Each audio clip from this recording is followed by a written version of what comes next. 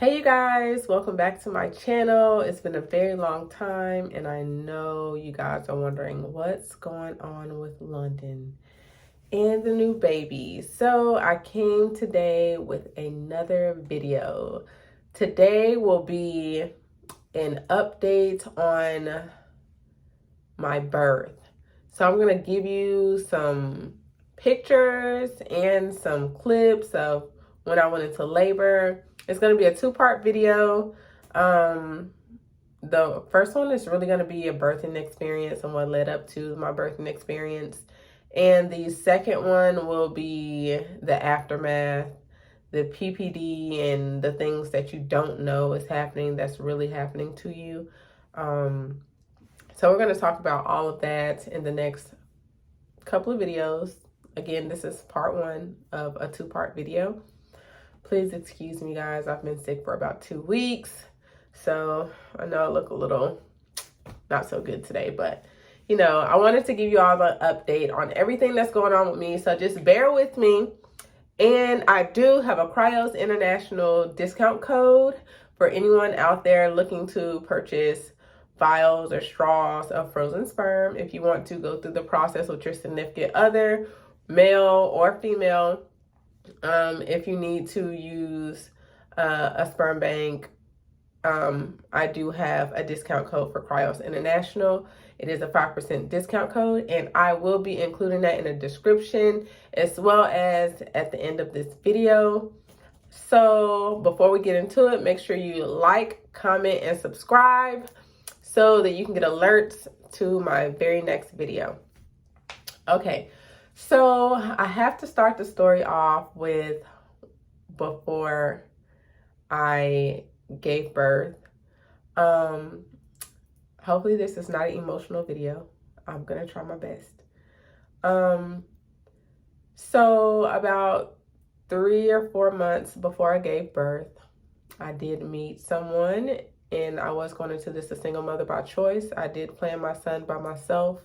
I did go through the entire process alone as well. I did meet someone 3 to 4 months before giving birth.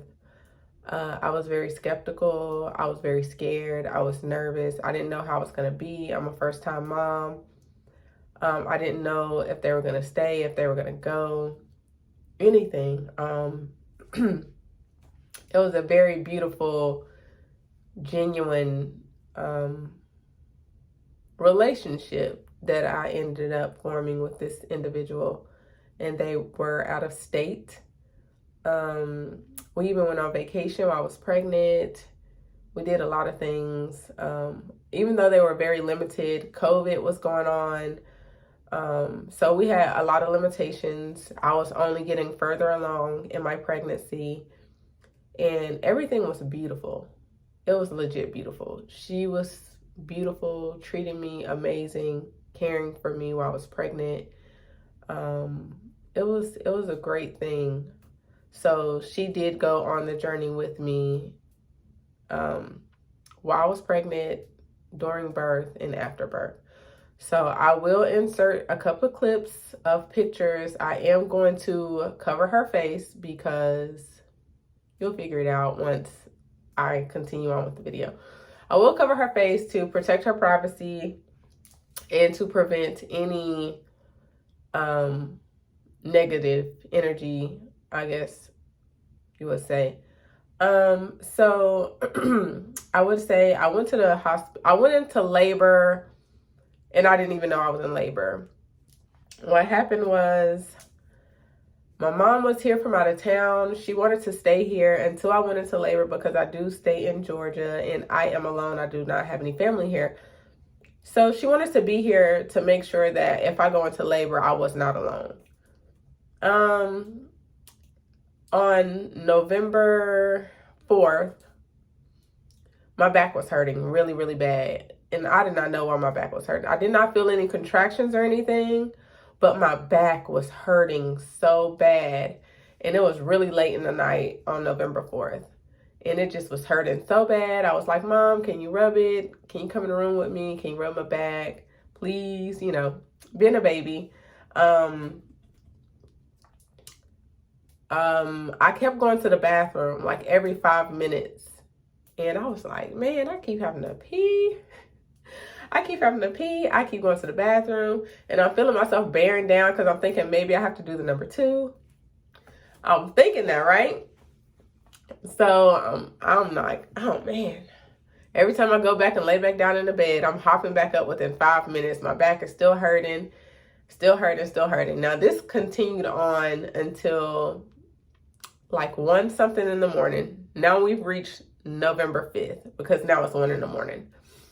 I went to the bathroom per usual and tinkling just a little bit, and my back is still hurting. I'm feeling pressure, and I'm thinking, okay, now I got to do the number 2 because I couldn't do it before, so maybe I can do it now. Nope.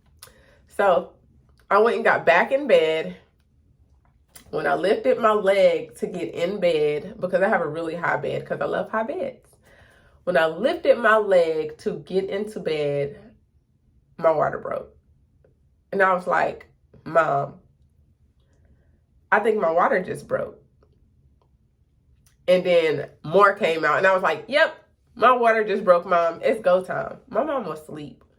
My mom hopped out of her sleep like the speed of light, literally. Running around. And it's like, once my water broke, I started to get contractions. I was getting them back to back to back to back. And I was like, oh my God. Oh my God. Contractions are horrible, okay? Horrible. So, yes, the contractions are coming. My mom was going to drive me to the hospital, but with her not knowing how to get around Georgia and me going in labor, she just knew that the best situation would have been for the ambulance to come. So she was on the phone with the ambulance, and they told me to lay on my back on the floor. And once I laid on my back on the floor, my contractions intensified like to the 9th power. It was horrible. And I was like, nah, I don't want to lay on my back. I don't want to do this anymore. I need to stand up, walk around, and it feels better that way. And they were saying they just needed me to do that just in case, because sometimes the babies are at the bottom already and we don't know it. So they just wanted to make sure that, you know, the baby was fine and he wasn't hanging out already per se. And that wasn't the case. The ambulance did come. I'm contracting. I think they said it was every 2 to 5 minutes max. Once I reached the hospital, I was already 3.5 centimeters. Now at my last appointment, at my 39-week appointment, I was not dilated at all. My cervix was closed completely and I just wasn't dilated. So I was like, okay, that's fine. They was like, it's normal. First time moms normally go up to 40 weeks or sometimes past it. So again, 39-week appointment, not dilated. So me going in labor was completely off guard. So we got in there, we got settled. Did not ask for an epidural. 3.5 centimeters was where I was at. They had me hooked up to a million machines, asked me a gazillion amount of questions. Now that part is annoying when you're in labor and you're having contractions and you don't have an epidural. Terrible. So it was just crazy. I'm going to insert a clip right now of when I first got in there, and I'm going to come back to you all after the clip.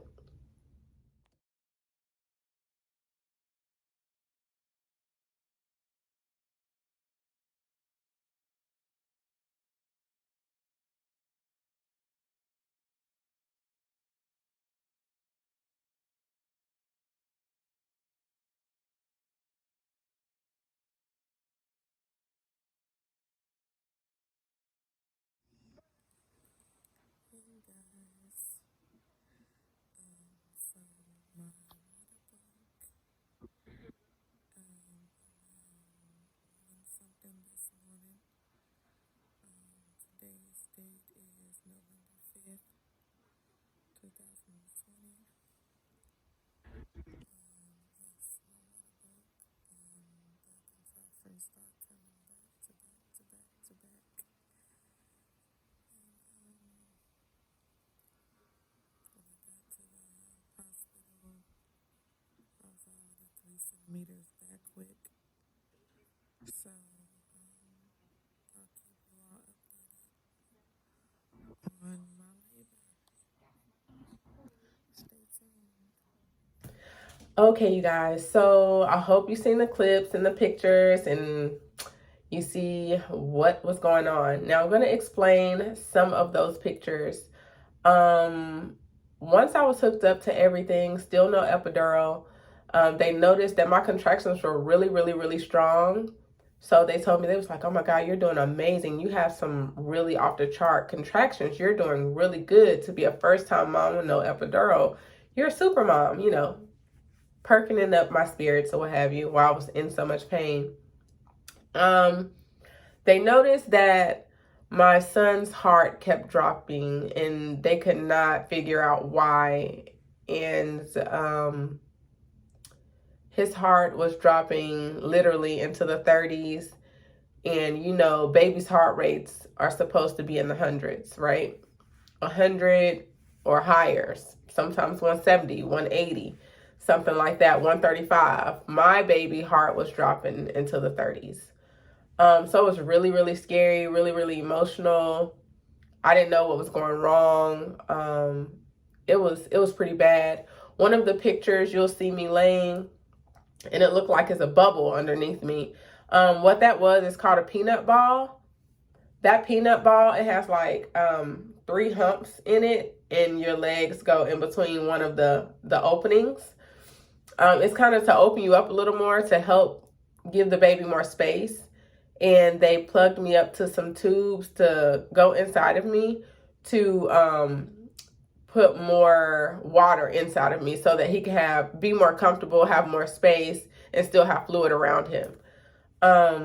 So the peanut ball, I had that for a very long time to try to keep me open so that he would be okay and his heart rate would possibly pick up. They could not get his heart rate to pick up. And at one point, they told me that they could not find my son's heartbeat for 8 minutes. And I'm not over exaggerating. So during this time, I'm scared. I'm thinking that my baby isn't going to make it. I'm sorry, y'all. I'm getting a little red here. I know, I'm getting a little emotional.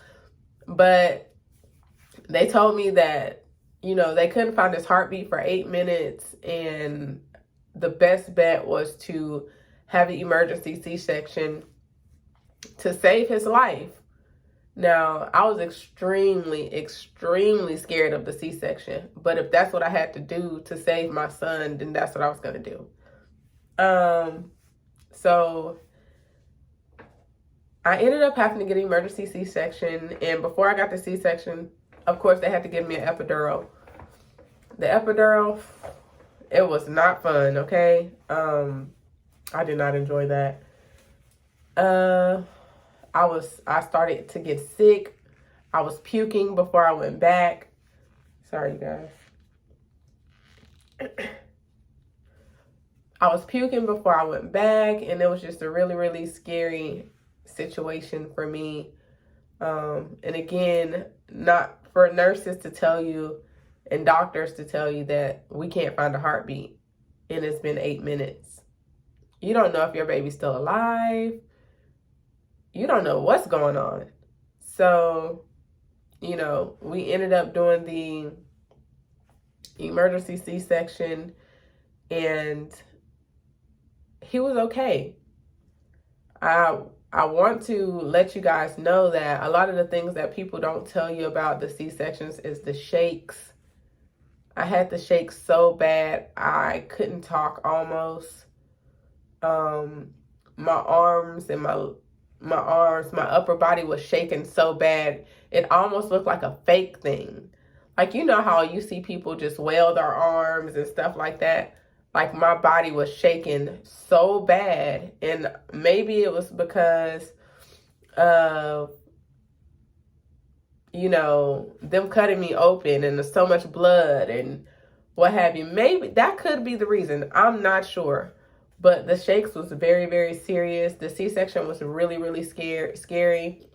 Before they even started on me, I had a conversation with the doctor that was going to be performing my C-section, and I told him that I was really, really scared. And he sat next to me and he was like, "I'm going to take great care of you." He was a black doctor, and he was like, "I'm going to take really good care of you. You don't have to worry about anything." And he was just having a full conversation with me, and I was like, "Am I going to feel it? Is it going to be pressure? What's going on?" Like, I was freaking out on this table trying to talk to him, and I'm shaking so bad, my teeth literally are clinking.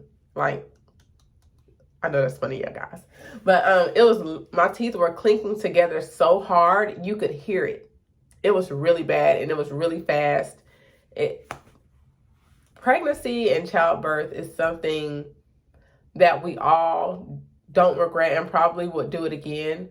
But it's a lot of things that as a first-time mom, you would never expect it to be the way that it ended up turning out for you.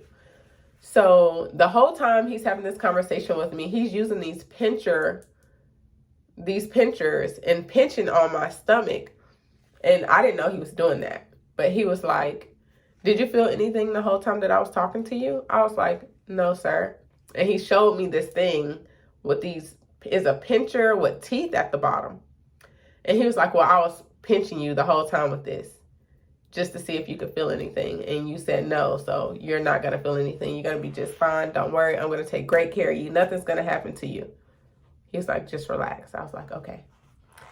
So, backstory.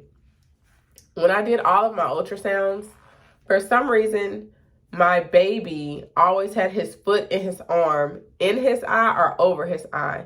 And we never knew exactly why.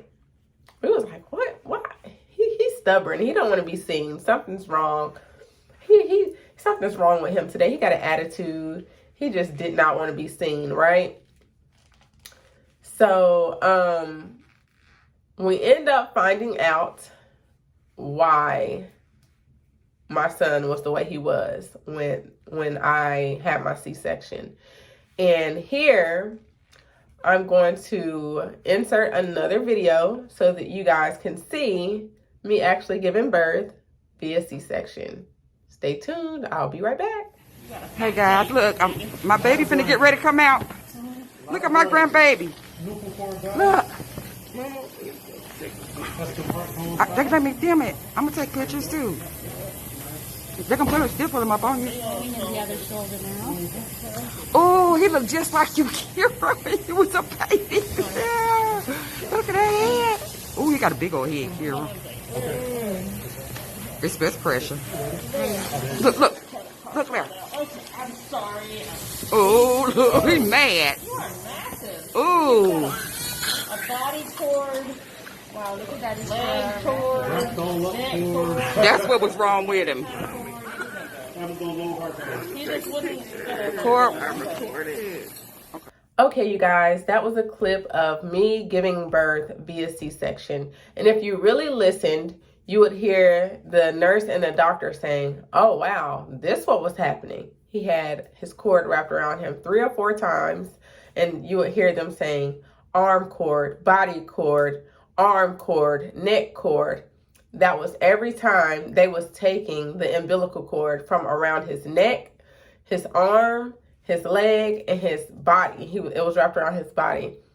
So, what they explained to me was happening was every time I contracted, the umbilical cord choked him and it cut down his supply. So his heart slowed down into the 30s. And every time I had a contraction, that's what was happening to him. So I was basically strangling my son inside the womb. When my son was born, he had busted blood vessels in his eyes. And the reason was from the strangulation from his cord being wrapped around his neck, his arms, his leg, which if you think about it, when I said in all of my ultrasounds, his foot and his arm was always by his eye. And it's because he was wrapped up that way in the umbilical cord and he couldn't get out. So C-section literally saved my baby's life. If I would have pushed him out, my baby would not have made it. So my baby,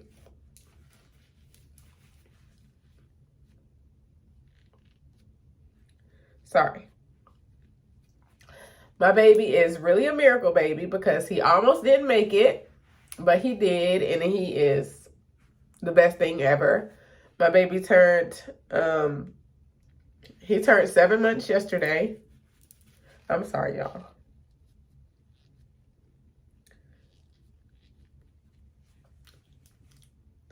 So, yes, he turned 7 months yesterday, and he's doing great. He's doing great, you guys. I wanted to share that with you and share some more pictures of my labor and what I went through during and after during my experience of giving birth to my baby. So I really consider him as a blessing. He's a miracle baby because just that quick, if they wouldn't have said C-section and I would have pushed, because they really wanted me to push until they could not stabilize his heart rate. They could not. So again, just imagining being a first-time mom and them telling you, I can't find your baby's heartbeat for 8 minutes. Just imagine going through that pain and everything going in your head like, oh my God, my baby, like what's going on? I made it this far for this, you know? So it was really hard. The person that I was dating did fly in.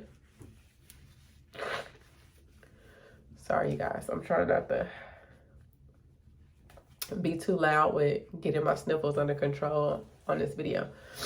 So the person I was dating did fly in to be with me during the birth. And it was beautiful. Everything was beautiful. I did skin to skin with him. She did skin to skin with him.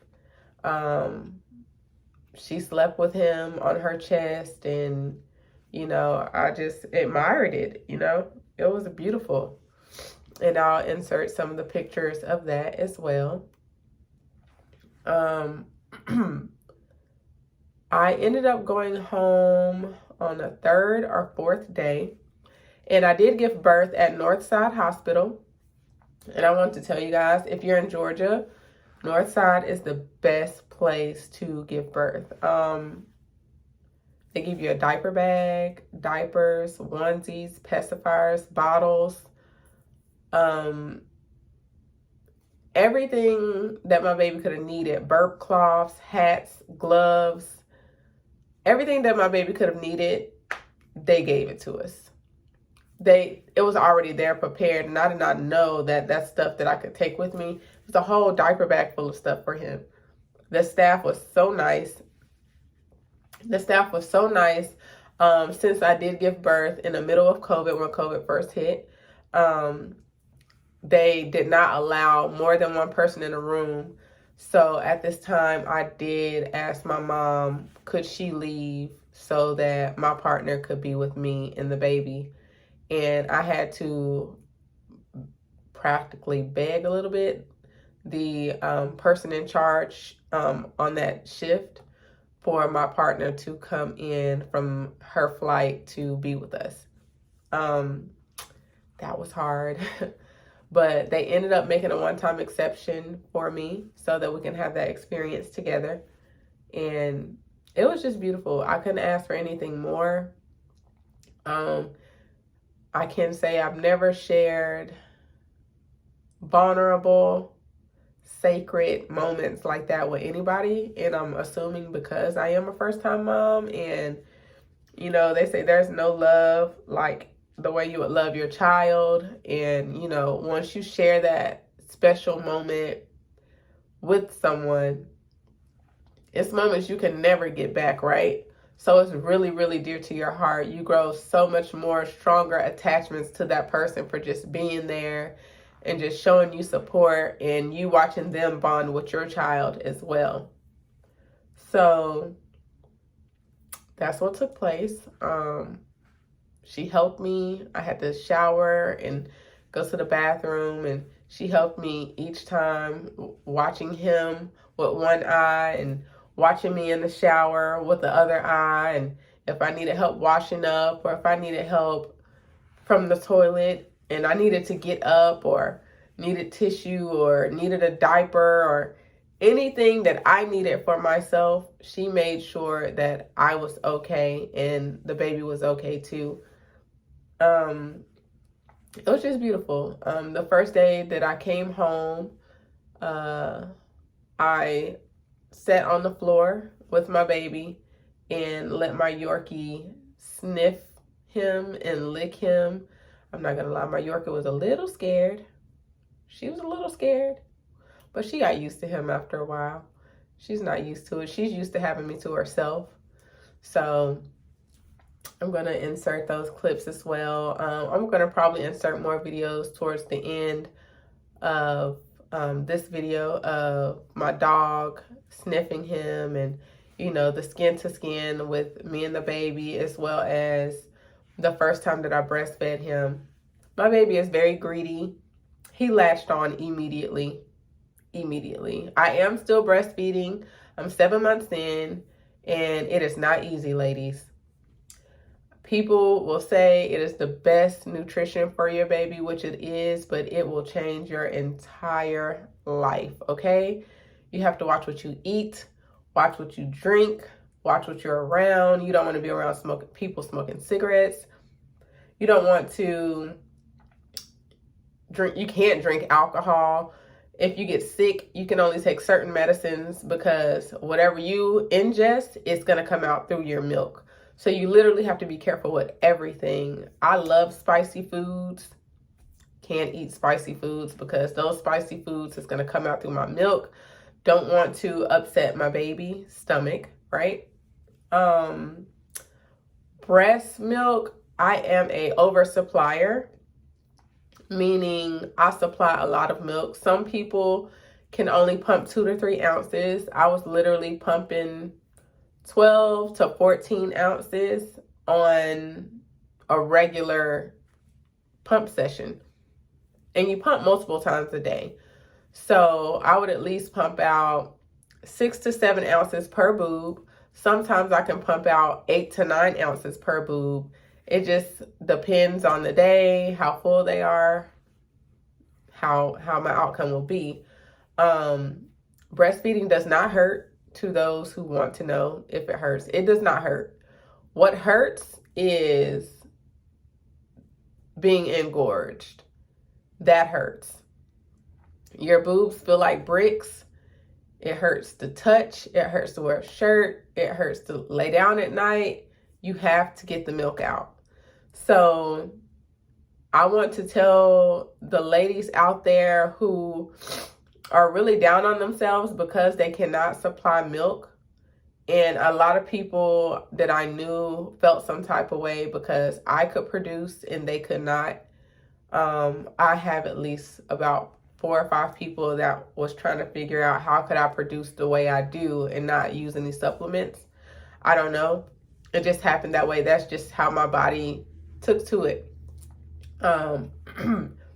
And it doesn't make you any less of a woman if you can't produce, because a lot of people cannot produce. It is not uncommon. It is not uncommon for women to only produce 2 to 3 ounces. That's common. That's normal. What I'm doing as an oversupplier is considered not normal. It's not normal. So I don't want you guys to be down on yourselves when you're not able to produce milk or feel like you failed your child because you haven't. You haven't. It just happens. Some people can produce, some people can't. Some people produce a lot, some people produce a little. Either way, you're still feeding your child. It doesn't have to come directly from your body. As long as they're being fed and they're happy and you're taking care of them, that's all that matters. So don't let anybody make you feel like you're less than because you are not producing or you can't produce. You can't, or you're not producing enough. So don't let anybody make you feel that way. Like I said, as long as your baby's good, that's all that matters. So I'm going to share with you all some clips that I'm going to enter in right now. One moment. And then I'm going to give you the discount code. I'm going to insert it as a clip, and I'm going to verbally say it as well as put it in the description. Again, I did use Cryos International USA. It is located in Florida, and it is a 5% discount, but that 5% goes a long way when you're buying straws that are 500 plus, 600, 700, 800, 900 to $1,000 for just one straw. So that 5% can go a long way with you all. So I got just a few more clips and then we'll go ahead and wrap it up. And then part 2 is going to follow next week. It will be letting you know how my life has changed outside of my baby, as well as postpartum depression. So I hope a lot of you all do tune in for that video because there's a lot of information that a lot of women don't know and a lot of women don't understand until they actually go through it. So that's going to be a very emotional video for me because I'm really going to be raw with you all. I'm really going to put it all out there for you all to see that yes, I give a lot. Yes, I help a lot. And you all know because we're in a big group for the ones that are in the Cryos International group. You guys know how much I help individuals, how much people inbox me for help. I'm like the go-to for pregnancy almost for that group alone. So you guys are going to see me in raw form. Emotions are going to be everywhere. And I'm going to disclose my PPD journey, what I have lost, friends, everything that has happened to me post-baby. I'm going to share that with you. So I really want you all to come back next week for this video. I'm going to possibly upload it on Friday or Saturday of this week coming up. So again, give me a second. I'm going to insert these clips and then I'm going to give you the discount code.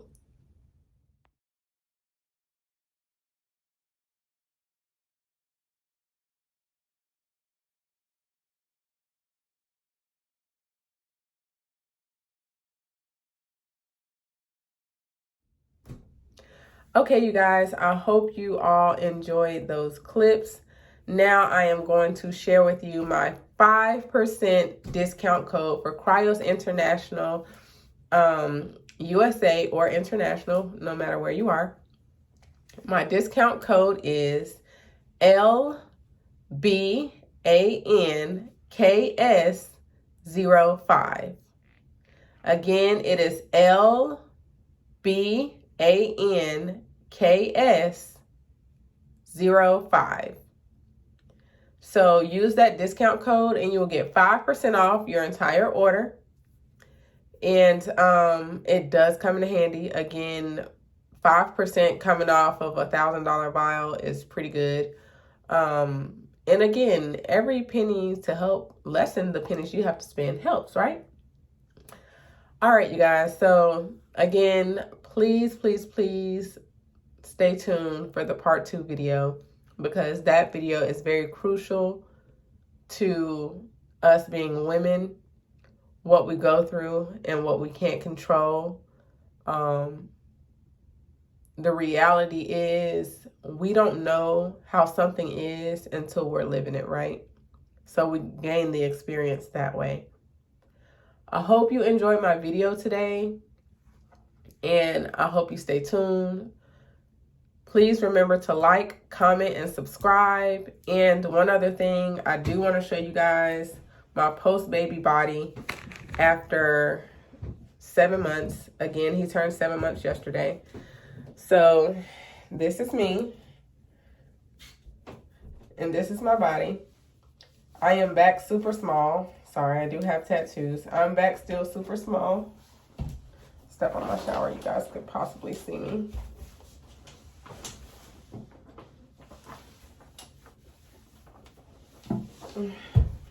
Back small again. I did get a few stretch marks.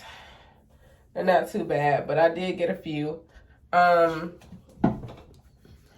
Yes, I went from 150 pounds. Now I'm down to 103 pounds.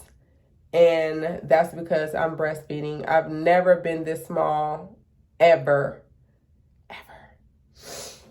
So yeah, this is something new. My doctor said I'll probably stay like this until I stop breastfeeding and I'll be able to pick up weight. Keep in mind, when you're breastfeeding, your baby is taking all of your nutrition out of your body that you need. So you have to double up on what your intake is so that your child can have some and you can maintain your weight. So right now, I just have to get used to it. So again, you guys, that's all I have for you today. I hope you enjoyed the video. I hope you like, comment, and subscribe. And please stay tuned for part 2 of our more serious, detailed talk. The afterbirth, the PPD, and dealing with life itself. Thank you guys.